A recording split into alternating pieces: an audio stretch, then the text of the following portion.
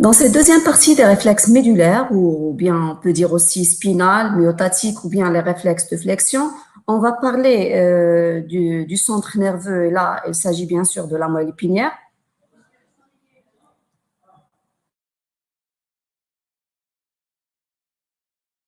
La vers au niveau de substance grise centrale, au niveau du centre, et la substance blanche périphérique.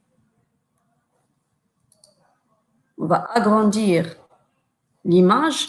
Et là, la substance grise qui montre les corps cellulaires, où on trouve les corps cellulaires des neurones, et là, la substance blanche, où on trouve les fibres nerveuses ou bien les terminaisons nerveuses de ces cellules nerveuses ou bien de ces neurones. Donc là, comme vous pouvez le voir, la substance grise, elle est centrale au niveau de la moelle épinière et la substance blanche, elle est périphérique. Alors pour le cerveau, c'est le contraire, c'est-à-dire la substance grise, elle est périphérique et la substance blanche, elle est centrale. Voilà. On passe. Lorsqu'on parle d'un neurone ou bien cellule nerveuse, là, il s'agit bien sûr de l'unité fonctionnelle et structurale du système nerveux. Voilà un neurone avec les différentes parties. Le corps cellulaire avec le noyau et les prolongements cytoplasmiques, là, il s'agit des dendrites.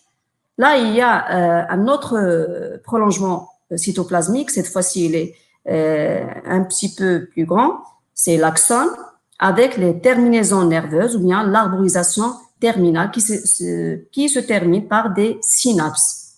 Et là, on peut parler des synapses interneuronales, c'est-à-dire qui se trouvent entre les deux ou plusieurs neurones, ou bien synapses neuromusculaires. On va parler de ça en détail dans les leçons qui vont venir. Voilà une vidéo qui montre la substance blanche périphérique au niveau de la moelle épinière et la substance grise centrale. Et voilà les deux cornes antérieures des nerfs rachidiens et les cornes postérieures. Maintenant, on va parler des expériences de Majindi. Majindi, il a réalisé des expériences sur un chien afin de déterminer le rôle des racines dorsales et ventrales des nerfs rachidiens. On va voir ça de plus près et on commence par la première expérience. Donc, là, au niveau de dorsal. Voilà. Et après, il a simulé la jambe du chien. Donc, comme vous pouvez le voir, aucune réaction de la part du chien.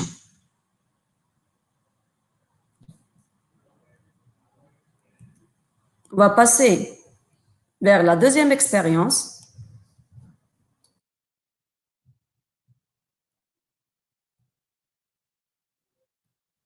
Voilà. Là, il va simuler le bout central en relation avec la moelle épinière. Donc là, le chien, il sent le stimulus et il plie sa jambe. Donc, lorsqu'on dit que le chien, il sent le stimulus, pourquoi? Parce que là, on a simulé le bout central. Et là, l'influx nerveux sensitif, il va passer à partir de ces récepteurs sensoriels qu'on trouve à ce niveau-là vers la moelle épinière. Il est très proche là. Et par la suite, puisque la racine ventrale elle est intacte, donc l'influx nerveux moteur, il va passer vers les muscles de la jambe et le chien, par la suite, il va plier sa jambe. Une autre expérience, là, toujours la racine périphérique. Donc là, aucune réaction de la part du chien, c'est-à-dire il n'a rien senti et par la suite, il n'a pas plié sa jambe. Pourquoi? Parce que là, on a sectionné la racine dorsale. Et là, l'influx nerveux, il ne va pas passer vers la moelle épinière. Pourquoi? Parce que cette partie-là, elle est vide. C'est-à-dire, elle est sectionnée. Même si on a simulé le bout périphérique. Et l'objectif de cette expérience, c'est que l'influx nerveux sensitif, il passe toujours vers le centre nerveux, vers, bien sûr, la moelle épinière. Et là, puisque la partie elle est sectionnée, l'influx nerveux il va trouver là un vide. Il ne va pas passer vers la moelle épinière. Donc là, à partir de cette expérience, on peut constater que la racine dorsale, il permet le passage de l'influx nerveux sensitif.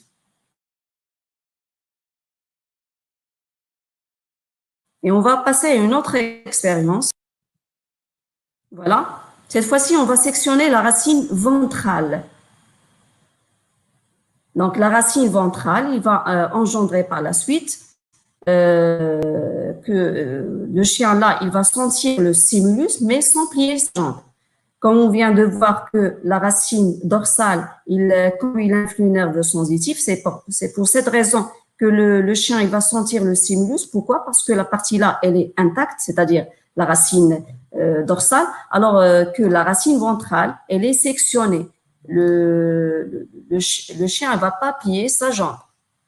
Donc, on peut conclure par la suite que la racine dorsale, il permet le passage de l'influx nerveux moteur. Et là, on va passer à une autre expérience. Cette fois-ci, le nerf ou bien la racine ventrale, elle est sectionnée et on va stimuler le bout central qui est en relation avec la moelle épinière, c'est-à-dire avec le centre réflexe. Même s'il y a stimulation, aucune réaction de la part du chien. Qu'est-ce qu'on peut conclure par la suite? Que toujours l'influx nerveux moteur, il va passer depuis le centre, là, c'est la moelle épinière, vers les organes effecteurs, c'est-à-dire l'influx nerveux moteur, il prend toujours les voies centrifuges ou bien efférentes. Et on passe à une autre expérience. Cette fois-ci, toujours la racine ventrale, elle est sectionnée, mais on va stimuler le bout périphérique, c'est-à-dire cette zone-là qui se trouve en dessous de la section, le bout périphérique, qui n'est pas relié avec la moelle épinière, avec le centre nerveux. Donc, cette stimulation, il va engendrer par la suite une réaction de la part du chien. Pourquoi? Parce que l'influx nerveux centrifuge, ou bien l'influx nerveux moteur, il va passer directement des nerfs ou bien des fibres nerveuses motrices qui se trouvent à ce niveau-là, directement vers le muscle. Donc, on sait bien que les fibres nerveuses sont des bons conducteurs. Un nerf, en général, c'est un bon conducteur.